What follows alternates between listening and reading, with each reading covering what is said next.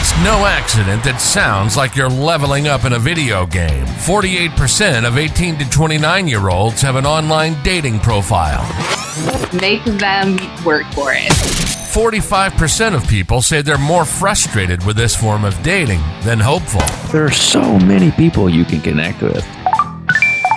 Should I swipe right? Swipe wrong. Swipe wrong.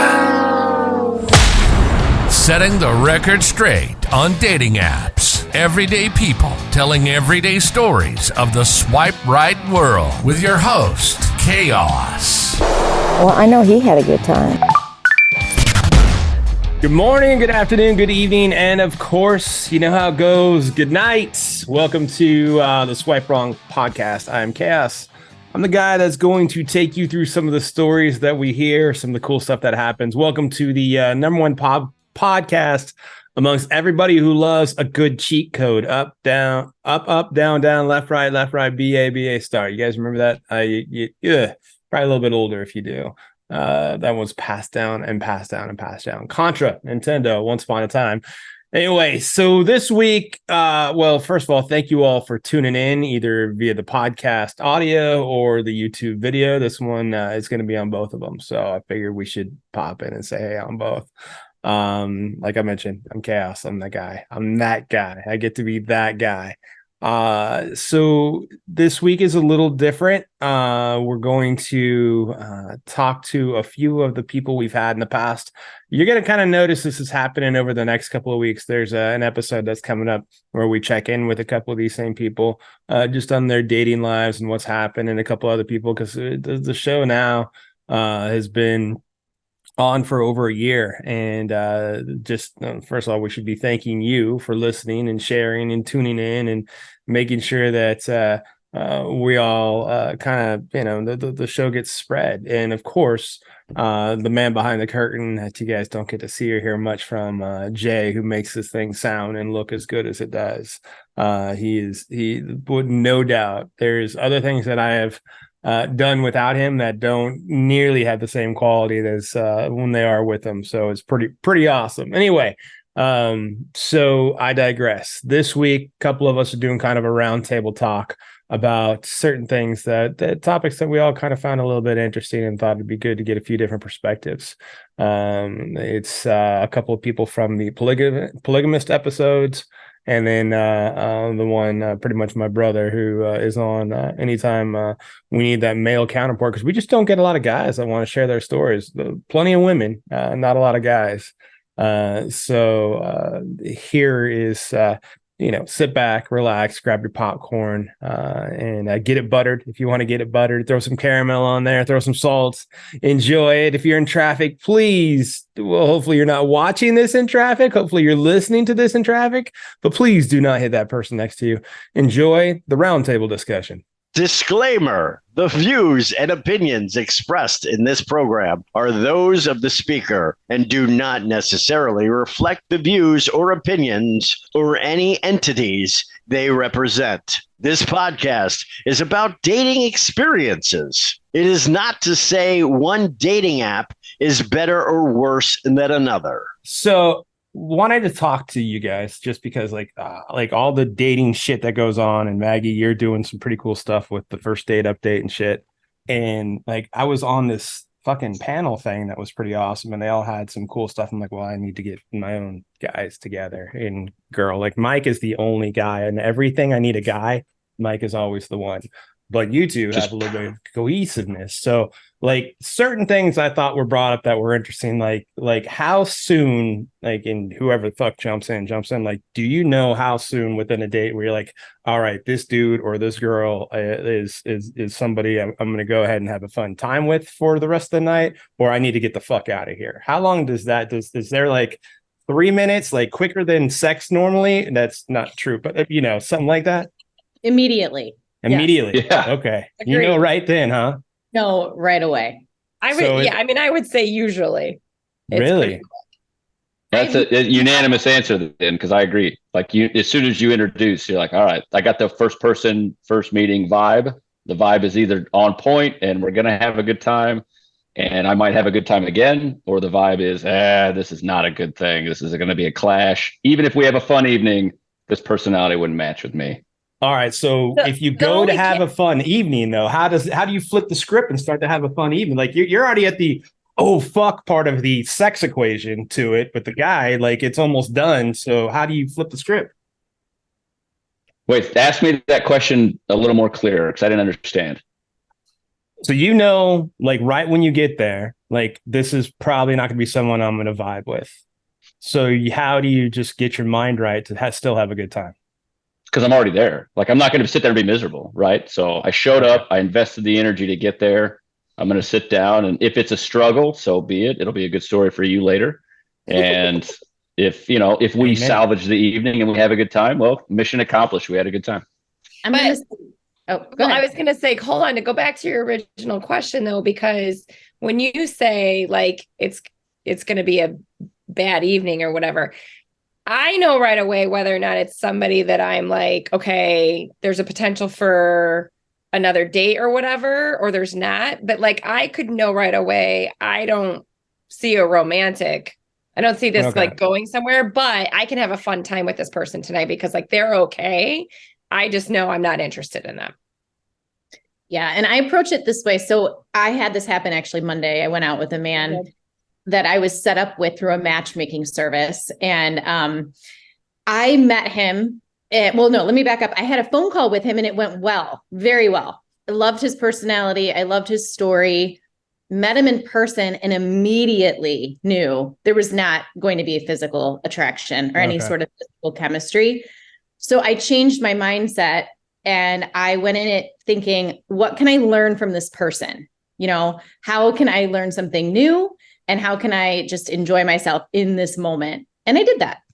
So I think you all have the best attitudes. I think we talk about it a lot. I think we've all talked about it on the individual shows, like experiences over expectations. You walk in, what can I take away from this person that, whatever. But do you all do phone calls before dates? No. I try to. No, no. I mean, I'm not opposed to them, but it's not a prerequisite by any means. I know Miss Not a Teacher is kind of in a relationship, but like Miss Not a Teacher, like, did you do them before? I was going to say, I probably was between. Yeah. I mean, I got to the point where I started trying to do that beforehand because I felt like it really made a difference. Yeah. It doesn't, sometimes it doesn't happen, but I did try to make it happen. I was going to say, hold on, to go back real quick though, and Maggie and I have had this conversation. Even if you go and you have that attitude and you make the most out of it, that doesn't mean you don't go home at the end of the night and call your girlfriends and are like, I'm so irritated. I spent all this time getting ready. I did my hair and I got there and I knew it wasn't going to not be the best time ever or whatever. Yeah. So that's a real thing, huh? It happens a lot. It happens a lot. Even if you go and the person was okay and it wasn't like, the worst night ever, it was fine. And maybe you like you said, you did end up having an okay time or whatever. There's still that frustration of like, I got a sitter, or it was my one night this week. I wasn't going to have my kids and I chose to do this and I could have stayed home and done that or whatever. Like that's still a thing. Sure. And that's why you do the phone call. And honestly, I try to do a FaceTime because I cannot tell you in the beginning how many weeks, sometimes even a month, because of our schedules and being single parents, you spend talking to the person over text. You build up this expectation or this image of the person in your mind. And then you get to the date and you're like, oh, I'm not even physically attracted. I don't want to make out with that person, let alone see him again, So I try to do a FaceTime now. And I'll tell you that all of the dates that I've gone on where I have FaceTimed somebody first, all of them have been second dates.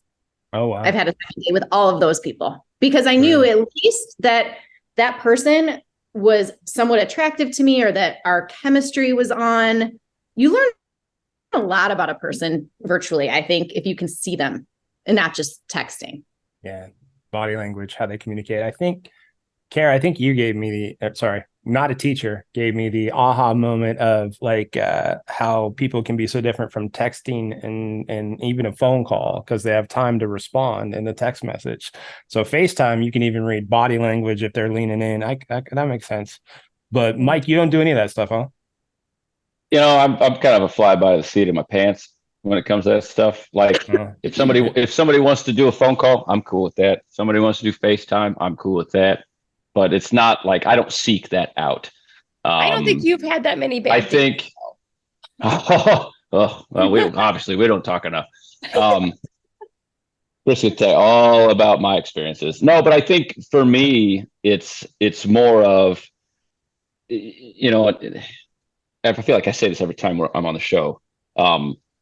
Guys already start behind the 8 ball because we're all losers. We're all only in it for sex. There's these prerequisite check marks where it's like, I'm a man and I don't listen and I've got one thing on my mind and all these things. And I know I'm painting with a broad brush, but like, I feel like the sooner I can meet you and you can have the interaction to see that I'm not your average dude, pretty good dude, pretty cool, pretty chill. Again, no expectations. Carrie, you can attest to this. We had a great time on our first date.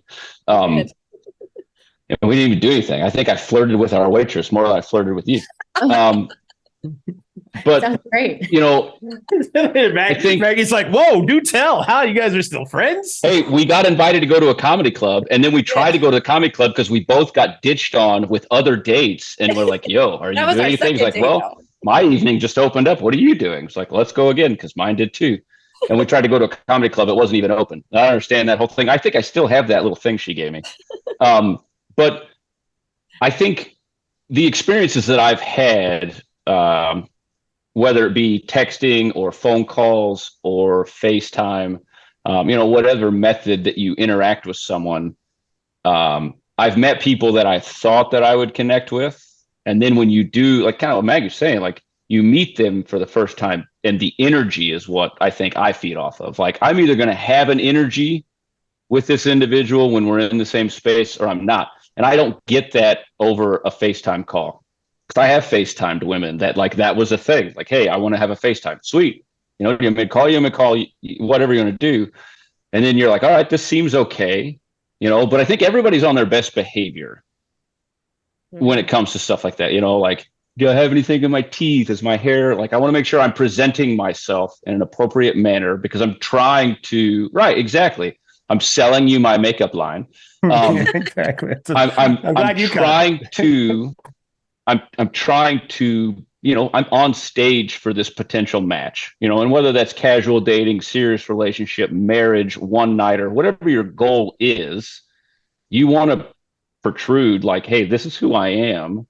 And I'm trying to attract this individual. So I got to be on my best behavior. You get somebody in the room, you pick up that energy immediately.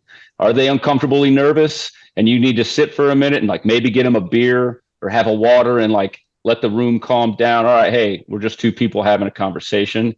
Because, being that 3 of the 4 of us are parents, not dating someone who's a parent is different than dating someone who, and you, Koss, as someone who's dated women with kids and women without kids. Like the expectation, the conversation, all of it's different if you're not on that level. So whether it's FaceTime, text messages, phone call, I don't understand the WhatsApp thing, but I think that's just a scam. Like however people want to talk is fine, but getting them in the room with me is when they're going to know who I am and what my energy is, which I want to feel somebody's energy and how they interact with me more than I want to just see what they look like, on a screen or whatever. And I agree with that, but I'm going to push back just a little bit because I think a lot of times men will not be 100% honest. At least this is my experience, right? Like they'll put on their profile things that might not be true, or they'll paint themselves in a light that's not true. And they have this, and I've had a man tell me this because I've asked him, why did you lie about the fact that you're actually 51 and not 41, like your profile said? And had I done that FaceTime, I would have recognized that immediately, that he looked nothing like his profile. And he said, well, because I wanted to show up in the searches of younger women. And I knew that once I got in front of somebody, they would see how awesome I am. And I'm like, I'm not doubting that you're a great person. But I mean, as you just lied to me. However, but I think that a lot of men think, oh, once they get to know me, they're going to see like my personality is going to shine out, and that's great. I'm looking for personality too. but there has to be an initial attraction. For me, I have to be physically attracted at some, it doesn't have to be a 10 out of the gate, right? That can build as you get to know someone. But like the date I went on Monday, had I known what he looked like, I really don't think I would have gone out with him. And maybe that makes me sound shallow. I'll own it, but I can't kiss you, let alone do anything else with you if I'm not physically attracted to you. I would also be on that shallow bus. Yeah. I think anybody who doesn't say they'd be on that shallow bus is probably full of shit. And I hear what you're saying about like dudes lie. That's another one of those, as a man, I start behind the 8 ball thing that I think would be on my list, is that, guys can, weasel their way in by maybe not even lying, just bending the truth. So I totally get that. I remember when I first started this journey, Chris was like, hey, I'm going to give you your toolbox of things you need to know about getting into this world. And he's like, you'd be shocked at the bar and how low it is for what someone would consider a good first date. And he was telling me, because these experiences he'd hear about from these women, not having teeth, being 5'1" when you say you're 6'2", weighing 300 pounds when you say you're a strapping 190. Like some of the shit that he'd tell me he'd hear from these women. And then I would go on to later hear some of those stories myself. Like totally understand, totally get that completely. I shame on those people. What do you do? I think the other side of it is women do that shit too. Oh yeah. And I guess from my experiences, this is going to talk about sounding shallow, Maggie. Here we go. Like if I see a profile that is a close up of just a face, and that's every single picture, I instantly just assume this person doesn't take care of themselves physically. Because every experience I've had where you see a really pretty face, like, man, she's a very pretty face. Like, what a great smile, what killer eyes, whatever it is. And you meet that person and it's like, there's no way in shit I would ever approach you in real life. And I don't feel like you're forthcoming in that. Just like a guy lies about his height or whatever. It's insane to me. But, I think low self-esteem is the root of all evil when it comes to these things. And I want to pretend to be somebody on this app or this website, when in reality, I just need to be happy with myself first. Full member of the Shallow Club right here. I won't even swipe right on somebody if they're not smiling. 1, because fuck you need to smile. And 2, I'm afraid you don't have teeth. I'm afraid something's missing there. I don't know what's happening. I learned that one the hard way. Yeah, right. That's like, just like me too. I ended up putting an episode of my own because the snaggletooth was missing her snaggletooth. We all been on a date with someone that was missing a tooth. I have not had that problem. Knock on wood. Mine was missing too. Oh, I might retire from this game after this call today. I don't know. I mean, and like, there's a lot of unattractive things, but for whatever reason, that is just like, holy fuck to me. Like, be 15 pounds overweight, but fucking throw in a fucking veneer. I was going to say, at this point in our life, it's like, you can take care of that. Like you can get it fixed and there's no reason not to. Or you know what? Just take a picture of your mouth. And if people don't like it, they're not going to swipe on you. Right. Yeah. This is who I am. Who you are. If you're, I don't know. I could go on about that, but I'm sure Chris. Yeah, I'm like, where's my fucking tongue go? Where, like, it's gonna get lost. It's like Indiana Jones and the fucking Lost in the Canal. Fuck, I don't know what to do there. Like the fucking ark's down there or some shit.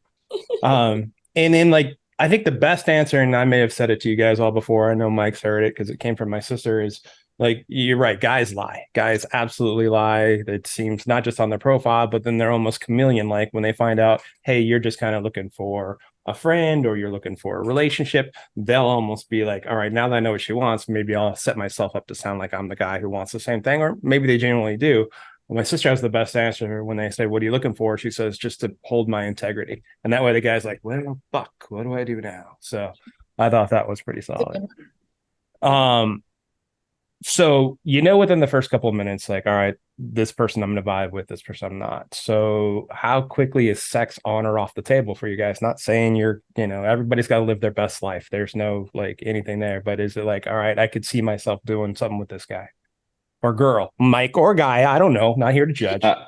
I'm not on both sides of the fence. I only play with women. Okay. So I can't talk about talking to dudes. I think. I mean, I think it's the same answer. You pretty immediately. You know, like the most gorgeous woman on earth could still be really ugly, and I would want nothing to do with the most gorgeous woman on earth because of her personality and her energy and her vibe and all that other stuff. But I think you meet someone, as soon as I'm through introductions, it's like, yeah, I'd probably be physical with this person, or I don't know if I'd be physical with this person. I don't think it takes a lot of time. Like, I know what I'm attracted to. I know what physical attributes I'm looking for. So you either have those things or you don't. I don't think that unless you're wearing a trash bag on a first date, which I haven't experienced yet, I hope to never experience. It's one of those things, but yeah, for me, it's pretty instantaneous. It's just like, it's going to be a good vibe or a bad vibe. Like, yeah, I mean, you swipe on somebody because you're physically attracted to them based on their photos. So the hope is when you meet them in real life, they match, the what is it? The video's got to match the audio or whatever it is. So. And I think it's two things. I think what you asked kind of has two different answers. I think immediately if you would have sex with that person, like that's something you've kind of decided in your mind upon meeting them, at least if you want to. And for me, like if I meet somebody and I'm physically attracted, I instantly think, okay, yeah, I would totally do that. Yeah. But do I do it? Now that's another question, right? There's a lot of different things that go into that. And I think the main question for me is, what am I looking for here at this moment in my life? Am I looking for casual?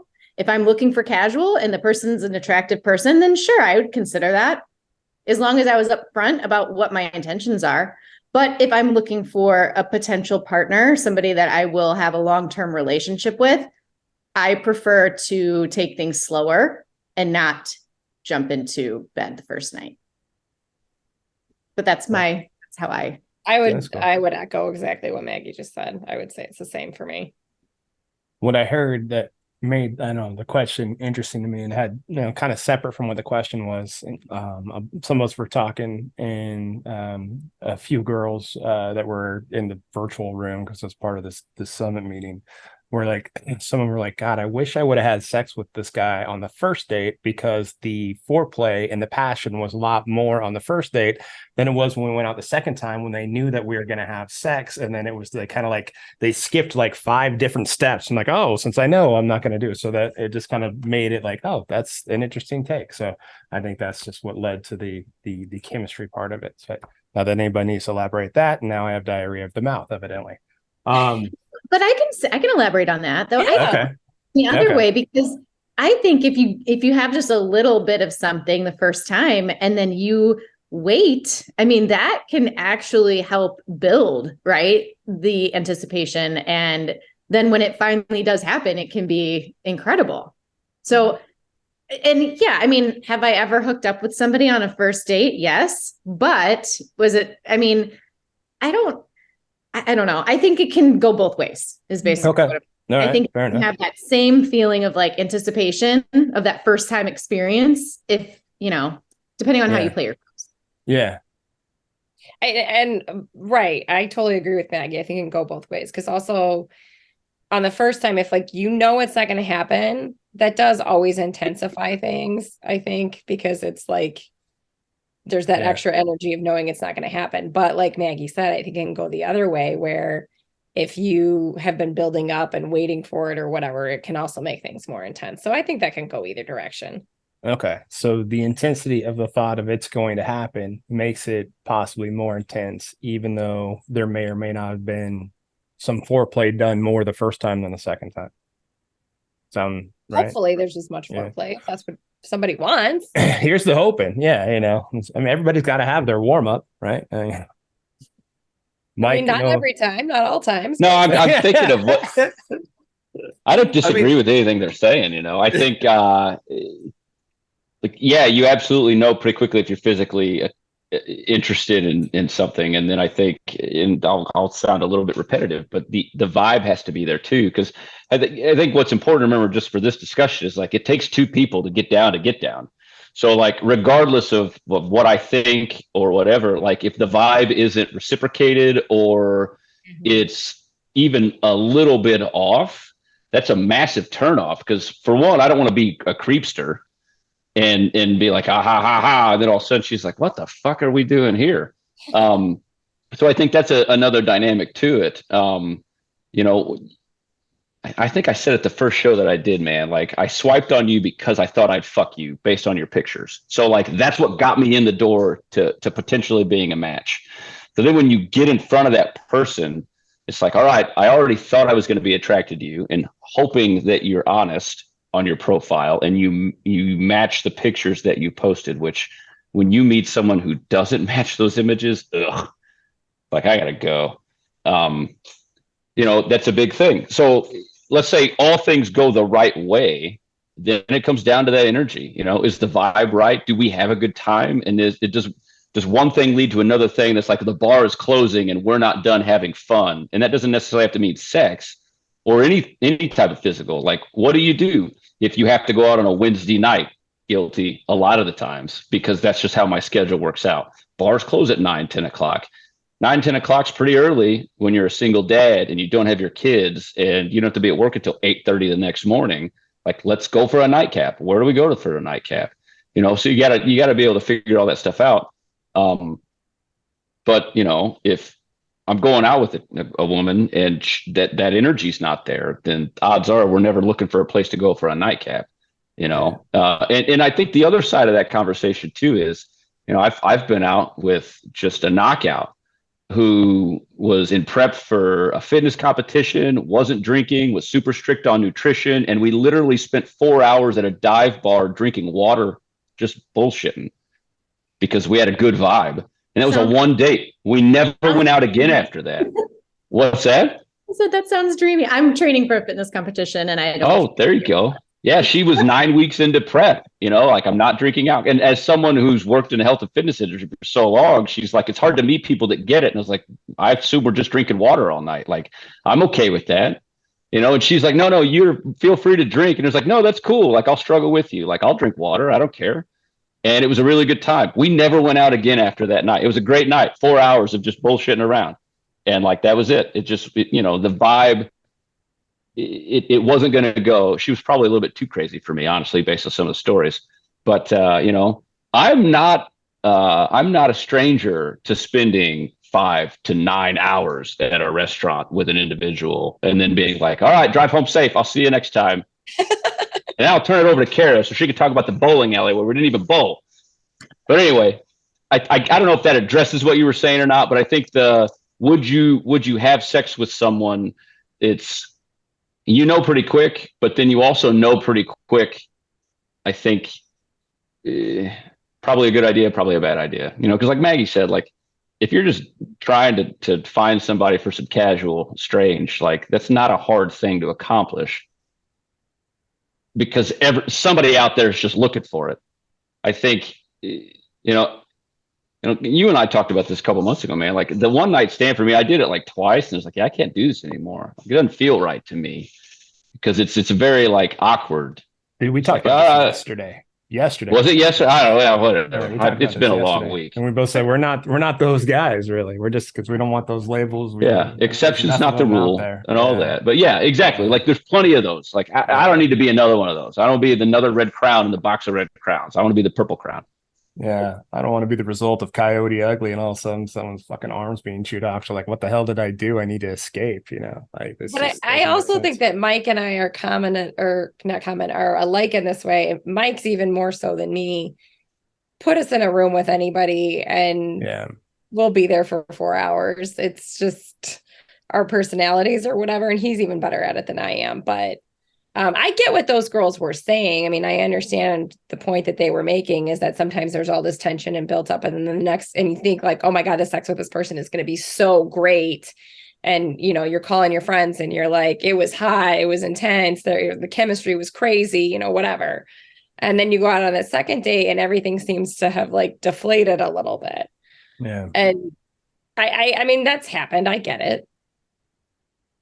So how different, like, if you think back to when you were first on the apps and now, how different are you guys? Oh, God. Yeah. Different completely. Yeah. What have you learned? Do a FaceTime. Exactly. So what I said 5 minutes ago, asshole. All right. That's fair. No doubt. All right. I've learned. I think Oh, go ahead, Mike.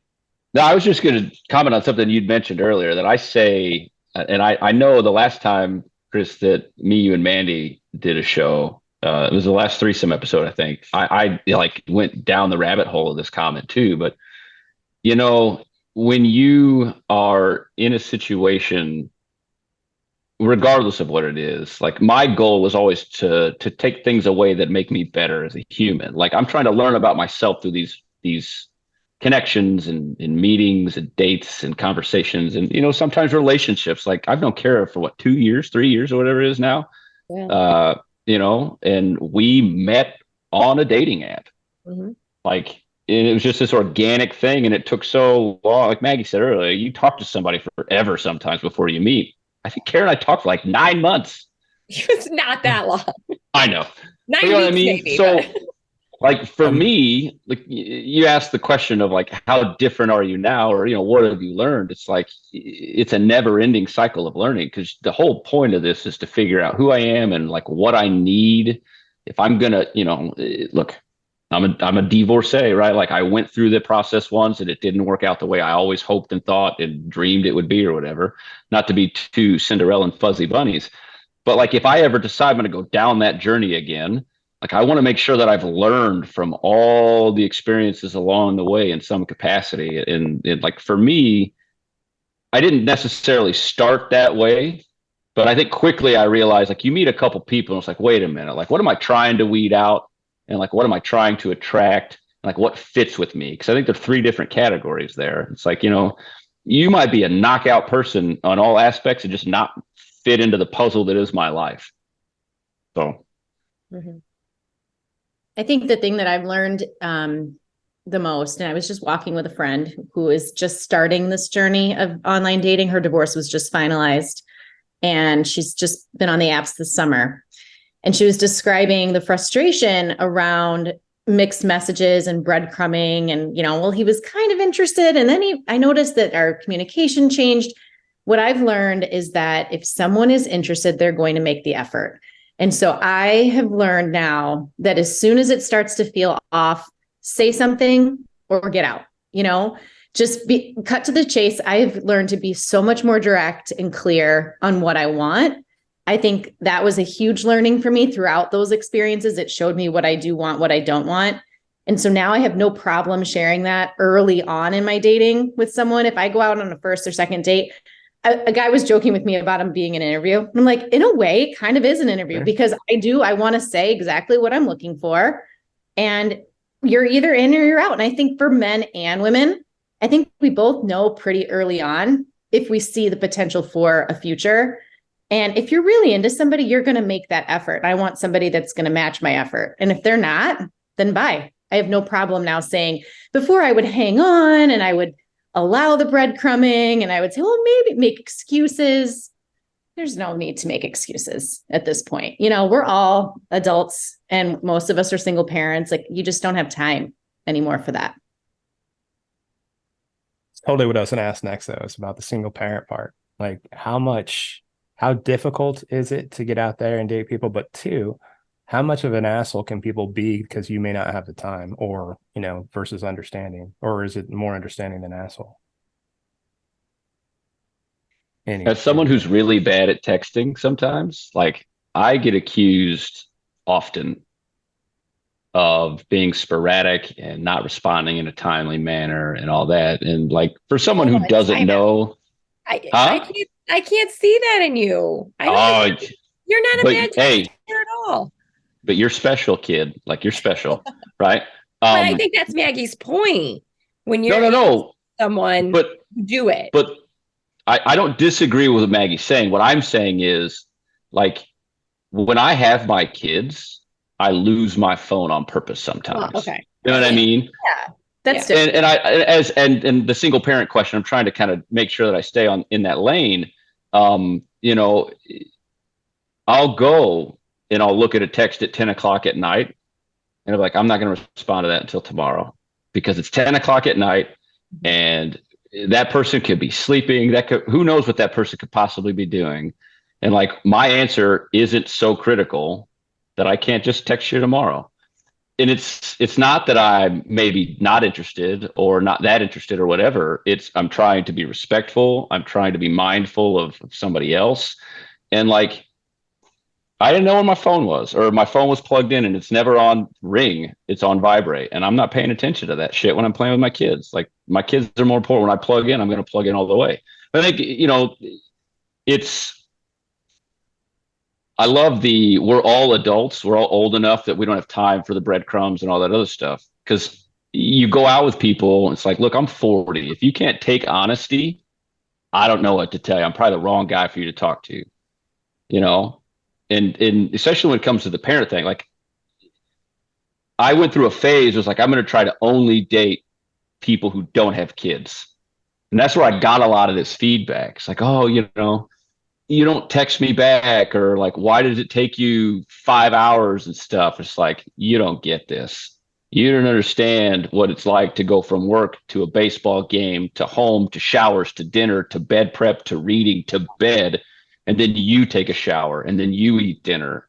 And then you're like, I'm just going to not do anything for a while. Like, and that's not an everyday thing, but like, that's a real, whether it's a hockey game, a swim meet, baseball, whatever your kids are into, if your kids are of an age where they're invested in something, like, and I don't mean to make this a big parenting soapbox thing, but like, if you want your kid to be enjoying something, like really enjoying something, you better fucking invest your time in it with them, because they're going to enjoy it way more when your parents are excited for them and all this other stuff.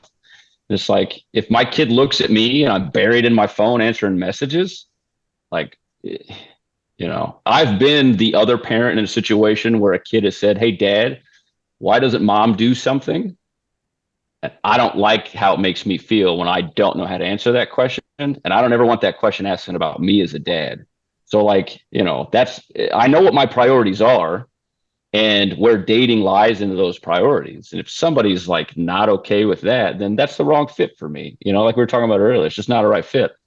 I think that's the key right there. And I think it comes down to communication and learning what the other person that you are actually interested in, what they like and what's not important to them. Because I'll be honest, I have 3 kids, 3 jobs. I'm running just like you. I'm going from here to there, training for this fitness competition. And but I still have time to say, I can't talk right now. I'll respond later. If I like someone, I'm not leaving them on red all day. I'm just not, and I'm not the type of person that needs the good morning texts and the good night texts. Like, please, no, just save all that for somebody else, because that's not me as a person. I don't need that to feel good. But what I do need is to know that someone's thinking about me. That doesn't mean we have to have a full on FaceTime conversation at 10 a.m. It just means, hey, thinking of you. Hope your day is going great.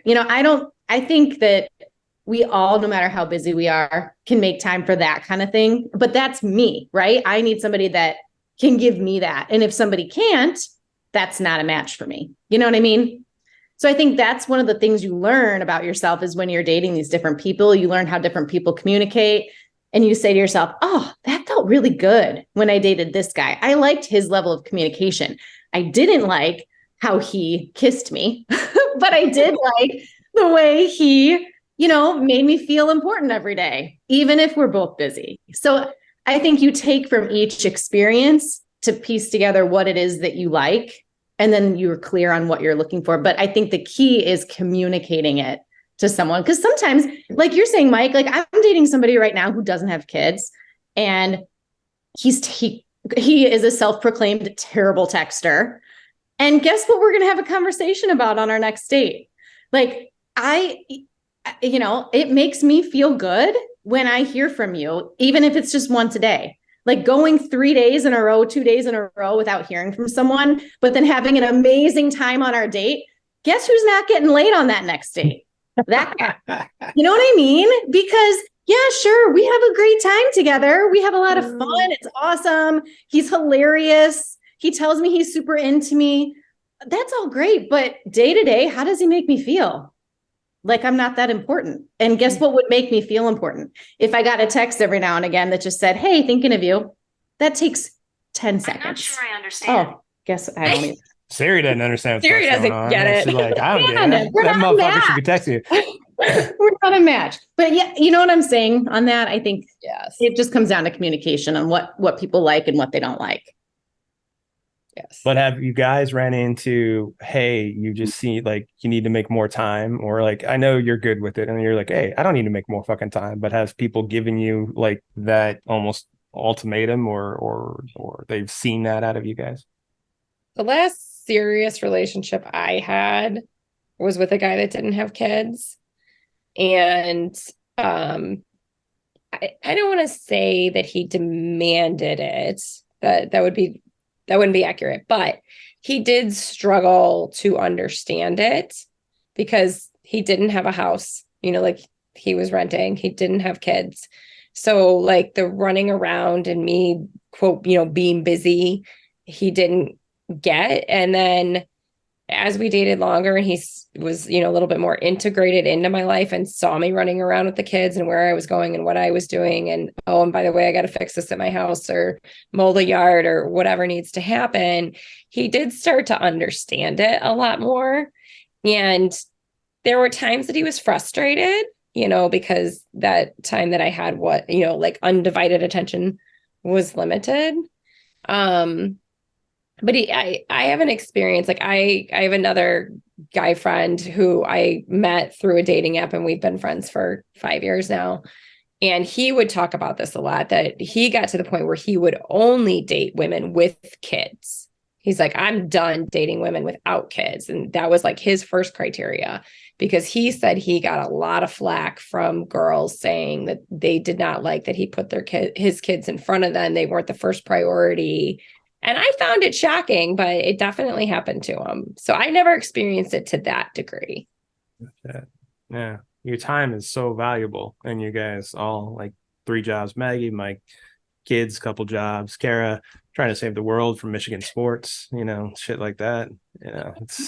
There's a lot going on, but I can see some people, male, female, just are extremely selfish and don't quite understand how that all works. So it just seems like a rough dynamic for you guys to navigate. But I mean, it goes back to what you said too. I mean, they don't fit in what you're looking for, then they're not the ones anyway. So it doesn't really matter. Yeah, I was going to say, like, Carrie, you made a comment about how once someone is more integrated into the rhythm, I think, I don't want to use the word expectation, but like, okay, like I know the times of day you can catch me.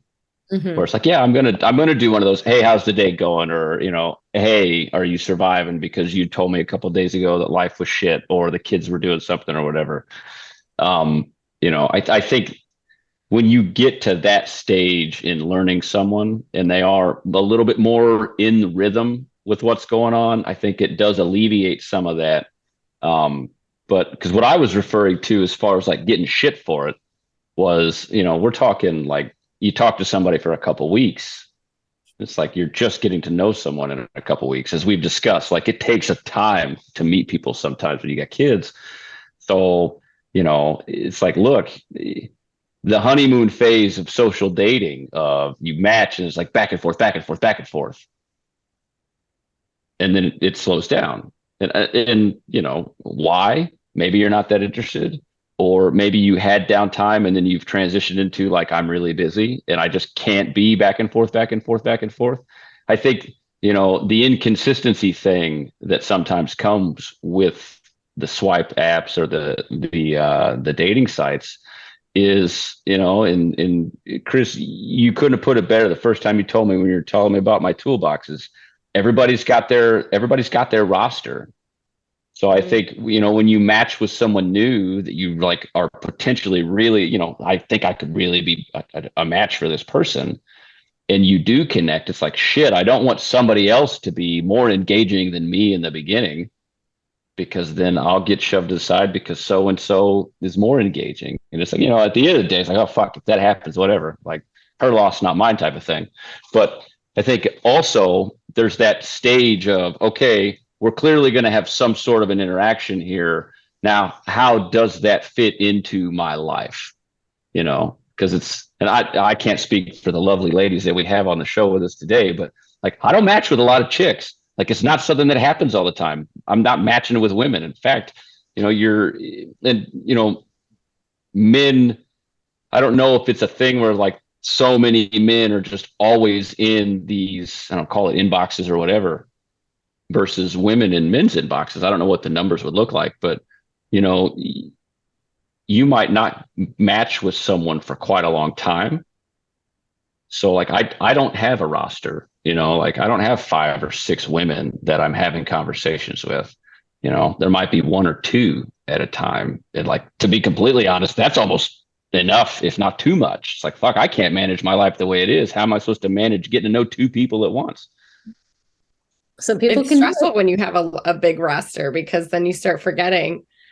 Did I tell you this, or was that him? Especially when you Why have a was it? big roster. Listen to Miss Major Leagues over there. Hey, That a girl. She called me Joe once. I don't even know who Joe is. Stop it. of the mantrix, right? She is Chris, not I a think teacher. about the mantrix. You got to have Matrix. your database, your data sheets with all the notes about who Yeah, you're Maggie, I tried to take notes on your show, Maggie. I was trying to like figure out like, all right, what am I doing wrong here? I don't have 4 women that I'm trying to classify. Well, but I talked about this with Chris. It's a numbers game. And I can't remember who first told me this. Somebody told me it's a numbers game. So if you spend 3 hours swiping, it comes back to you in matches. If you spend 5 minutes swiping, it comes back to you in matches, because you don't get as many. It's all a numbers game. And I was kind of like, really, is it? But if you, it is like having a job. It is like you have to make an active effort on the apps to come up with matches. If you're just kind of half-assing it, which is fine, and I've been in that mode, then you don't end up with, quote, a roster. But if you decide like, and I think Maggie's done this before, and she maybe even, I mean, we've talked so much that I don't know if it was the podcast or just us talking, that you've like, I'm going to intentionally focus on this for the next X amount of time, a week, 2 weeks, a month, whatever. I'm going to match with a shit ton of people and go out on a shit ton of first dates and whatever. And then I'm going to see where I'm at. And there's other times when it's like, either I don't care that much right now, I don't have the time that much right now, or maybe I am talking to 1 or 2 people that I am legitimately interested in, and your activity dies off. But it comes back in terms of effort, is what I would say. Yeah. I see nothing wrong with having multiple people that you're talking with in the beginning. It does require effort. And that's why I like to have a set period of time where I say, I'm going to do this, and I'm going to put effort in, because what I want back is effort. Mm-hmm. Right. And, you know, I'm not somebody that jumps into bed with multiple people at once. I won't be sleeping with multiple people at once, but I will be going on first dates with a handful of people at one time, because the majority of times it's not moving to a second date, right. You know? And so it's nice and again, the more experience you get with dating, the better you get at it. It's a skill, just like anything else in life. And then again, you learn about yourself, you learn about what you like, what you don't like. And so it just makes it so much easier. That's why I see nothing wrong with making tons of matches, going out with as many people as you can, and being quick to decide, yep, that person's for me, or no, not at all. You know, and then as you move forward, the number of people ideally drop off. The goal is not to be dating 2 or 3 people where I've had like 6 or 7 dates with all of them. That would be exhausting and stupid, you know, but not a great use of your time either. But I think that in the beginning, there's nothing wrong with that. Nothing at all. I think it's smart, actually, if you can do it. What I do know for sure with Bumble, and I believe with Tinder, is it's an algorithm. The more you're on it, the more you swipe, the more you appear in other people's feeds. So it is like truly a numbers game is right, but it's also an algorithm feed too, to where if you're on there, you know, every couple hours to get the new people and you swipe, and then you're going to be the active one that they're going to put into the feed. Not a teacher anymore, I'm sure, is going to say no to this, but do you enjoy dating? Yes. Yeah. Mike? Most of the time. But I mean, if I didn't enjoy it, I wouldn't do it, right? Well, yeah. But I mean, so like would you say the apps, you're more optimistic with the apps or pessimistic with the apps? In regards to what? You think you're going to find, you know, is this going to be a healthy thing for you to do, or should you be, as the 2 ladies put it in my head, in the wild? I don't know. I don't think I'm pessimistic about it. I think if anything, I go through phases where like I will be invested in trying to actively meet people. And if I've met, 3 or 4 women, it's just they've been duds, or, for whatever reason, the vibe wasn't there and the match was wrong. It's like, I'm just gonna, as Mandy likes to say, sit the bench for a while. Where I'll just, like right now, like they're all shut down. I'm not really on them right now. Not interested. I got other things that I'm focused on, and that's just what it is. So for me, it's probably phases, but I don't think I'd say I'm pessimistic at all. I think sometimes too, I get tired of first dates, because you go on enough first dates, it's like, shit, I just gotta not introduce myself to someone for a minute. It can be exhausting. It's, and it wears on you too, because it's kind of like, what Kara was saying, like, did I tell them this already? Or like, did we have that exchange? Am I repeating myself? So, I actually had that happen last week where I said something and the man called me out on it. He said, "Oh, it must have been the other guy." And I said, "You're right." Because you know what? I never told him I wasn't dating anyone else. Like, I'm honest about it. He asked me, "You still on the apps? Have you updated your pictures recently?" I'm like, "Yeah, I don't know. I probably about time to do that." That's a big thing that happens. You just have to be honest. Just be honest. Yeah. Stop trying to lie and make everyone think that, oh, you're the only one I'm talking to. No, I'm not. We met on a dating app, you dope. Like, nobody does that. Nobody said, "Oh, you're the one on the first date." You know what I mean? It's stupid. And people that fall for it, it's not very smart either. So same as like love bombing though, too, right? I mean, like, isn't that just like something that drives you guys crazy? Like, you're just going, what the fuck is this guy or girl doing? Mm-hmm. It drives me. I'm like, all right. I agree with Mike though. Like, the first dates can get exhausting to do, like, because like you said earlier, everybody's on their best behavior. You're having, right, if you're in that like active phase where you maybe are going on a whole bunch of first dates in a row, it's like, man, I just did this, and you really are having the same conversations, because they're the conversations that need to happen, right? It's like, what do you do? And do you have kids? And how long have you been single? And, what are you looking for? Like, whatever.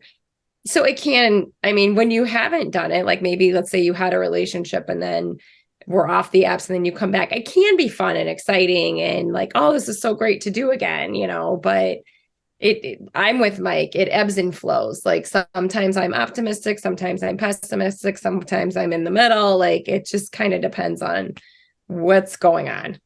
I think it comes back to yourself too. Like, if you're feeling down, like you're kind of in that mode, you find yourself dreading it, take a break, do everyone a favor, and don't get on the apps, because I find that when I'm intentional about it and I'm in that right mindset, then I have much better chance of meeting somebody that's a quality person, somebody I'm interested and excited about.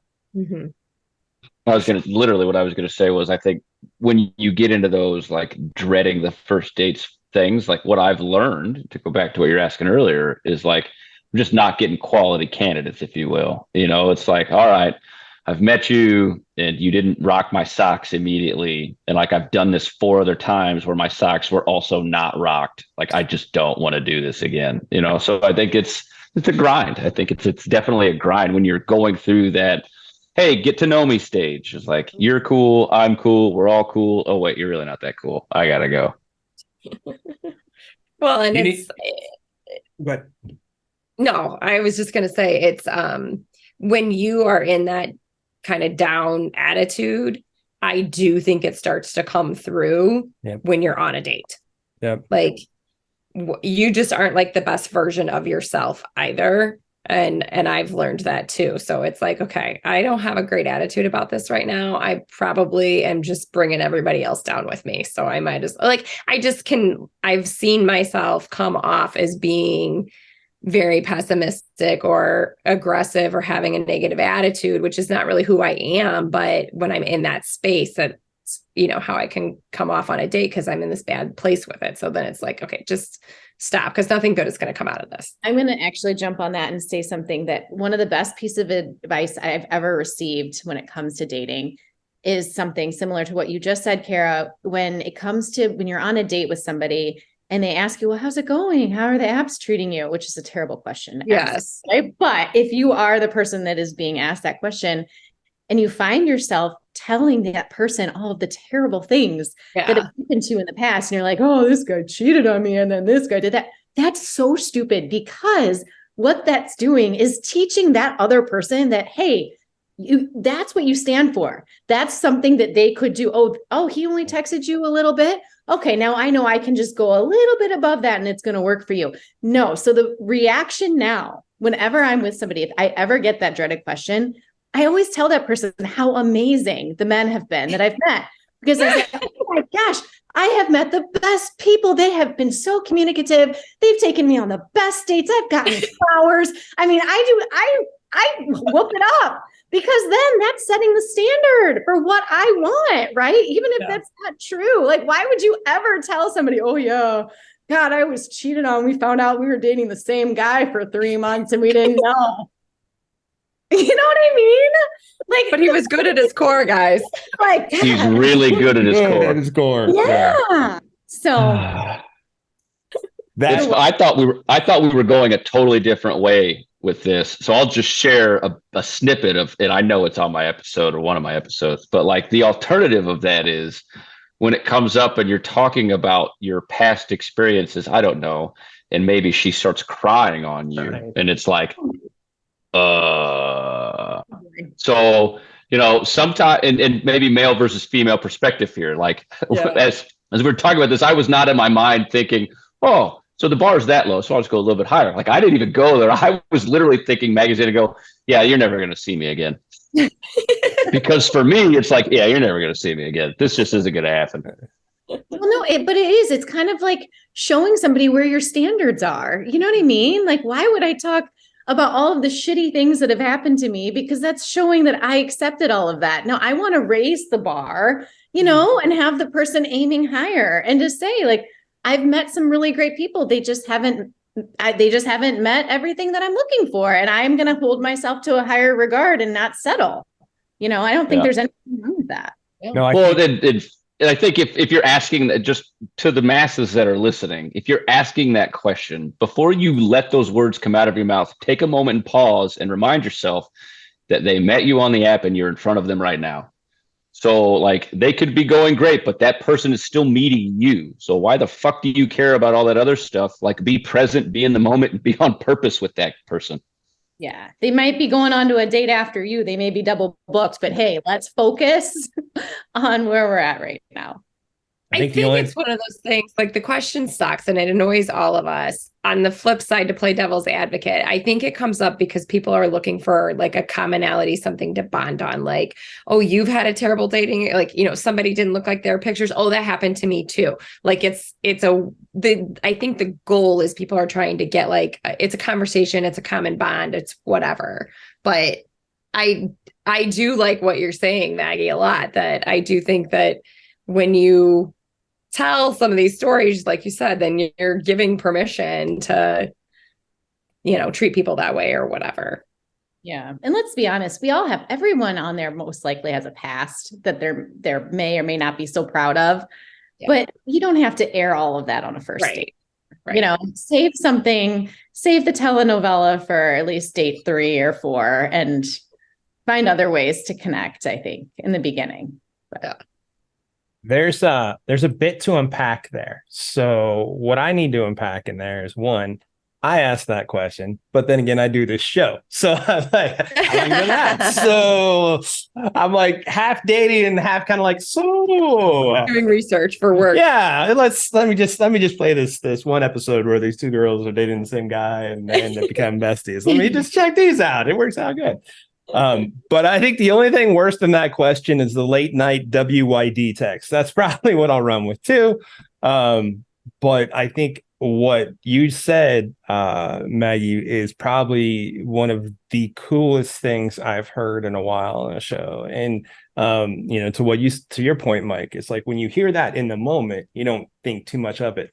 But if you hear, you know, my ex was a jerk, and, you know, he would barely text and he cheated on me, while you start a relationship with that person, you're like, oh yeah, remember that, you know, she had this issue with the ex and all that shit, and like, it can be taken for granted at that point, maybe not in the beginning, but then you set the foundation for like, oh, the guys are great, they send me flowers, this is going, Oh man, I mean, if I want to just do anything with her, I gotta fucking skyride or something. I don't know, but yeah, it's like it's so good. Like your foundation for who you are, I think, sets up what you're going to be treated like. And when you set that up, like it's all internal. You're going to attract something that you're kind of sending out into the world. So if you want to get somebody better or something better, it's usually internal work, not external work. But on the same side, you don't want to show up like you're having a bad day because that's going to ruin everybody's good time. That was a lot of fucking good shit. That's for sure. Kara, did you meet your present skywriting guy? Sends you flowers every day, chocolate. Now you're diabetic so much on the apps. I did. Okay, all right. So how did he woo you? I know, since we'll get into dirt and play therapist all of a sudden. Yeah, no. I mean, it's funny because, again, I've talked to all of you so much, I don't remember who and what, but I know I've made this statement before about at the end of the day, when like somebody's actually just a decent human being, that surprisingly counts for a shit ton. Like, because so many people, I mean, on apps, off apps, whatever, just in general, are not even just decent human beings. So I don't know that I don't know that it was one thing. I think we went out, we had a good time. I think we vibed well, to use Mike's words. Like, we had good banter, and he did what he said he was gonna do repeatedly. You know what I mean? Like, if there was no, is he going to call me? Is he going to ask me out again? Like, is he going to show up? Like, he just did those things every time, Awesome. So it was, yes, he did send me flowers. I mean, okay. Like, he did do some of the good things, like he sent me flowers just because I was having a bad day or whatever. But like, and again, yes, that's nice. And of course I appreciate it, but is it necessary? Probably not. If I, like, to Maggie's point of like, if you're showing up when, making me feel like I'm special, or you're thinking about me, or you care, like, it's actually not that hard to do. And for some reason, people seem to really struggle with it, or, it seems that way, that and it wasn't, he just did normal basic things, not to downplay anything that he did, but it's not, no, he didn't skywrite for me, but right. I'll teach him. Yeah. But I mean, yeah, we have very similar personalities. We get along, whatever. There was no drama to it. That's the whole thing. Well, I know you guys' time is important because you're all parents, and we talked about that like 15-20 minutes ago. Maggie, you have your site going, your Insta. You want to just tell people about it real quick before you go, because I know you got to bounce. Yeah, sure. It's called First Date Update, and it is a private page. So I am kind of controlling, it's not public, but it is intended for the purpose of showing what it's like to be juggling it all, to be going on dates, what we, especially as women, go through. I'm sure the men, if there are men watching, they can relate as well. Anybody that's in the position of dating can appreciate a real live look into what we go through. And I kind of do an update, a pre-date update, where I share a little bit about how I met the person and what we're going to be doing. And then I do a post-date, a first date update on how it went, and if I want to see the person again. And then afterwards, I take the live videos that I record and I put them into a reel that's about a minute long, and I add little emojis and stickers, and I'm just having fun with it. And it kind of, it's taking the pressure off in a way, and it's helping me look forward to going on these dates. And like I said earlier, just getting some experience with meeting people and learning things about other people. And everything is anonymous. I don't share pictures of the people I'm dating. I don't use names. The purpose is not to put anybody on blast. I really don't give any identifying information about the person. I call them all gentlemen. So, I'm going on a date with this gentleman, and I might say he's a dad, or but I don't get into personal details about anybody. Good deal. Good deal. All right. Well, I know you got to get on your call. So thank you so much for taking the time. I appreciate it. It's great to see you guys. Yeah, good to see your face too. See ya. All right. Bye-bye. Bye, girl. And then you two, the text fighters galore. I mean, the virtual married couple not in a relationship. That's not much more I got. I mean, that was perfect. There was a lot of good stuff. I mean, unless there's something else you guys want to add, like, advice or thoughts or anything. I mean, Mike, just be on purpose. Be on purpose. Every time. So here's the trick with Mike. Every time before he talks, he leans in. So you start to lean in. I'm like, oh, he's got something. Yeah. No, I was just going to say, like, everything we've talked about today, just, be intentional, be on purpose with what you're doing. I think that's the advice. Like, be honest. And Kara I was going to just say, like, just be a good human. If you're a good human and you're on purpose with your actions, like, it's going to be a good time. Even if it's not a good time, it'll still be a good time. Thank you for being along for the ride of the Swipe Wrong podcast. Remember, everyday people telling everyday stories of the swipe right world. The show is produced by Jay Pelham. He is the host of Pelham Place. So make sure to check that out. Also, I am Chaos, the host of Chaotic Commentary. Make sure to like, subscribe, follow, tell a friend about the pod. And if you have something that you want to share, please, we want to hear from everybody and get everybody's stories as much as we possibly can. Email us at swipewrongpod@gmail.com. Give us a call, leave us a voicemail. Let us know if it's okay to call you back. 317-426-6616. Thanks for being along for the ride. And next week, the saga continues.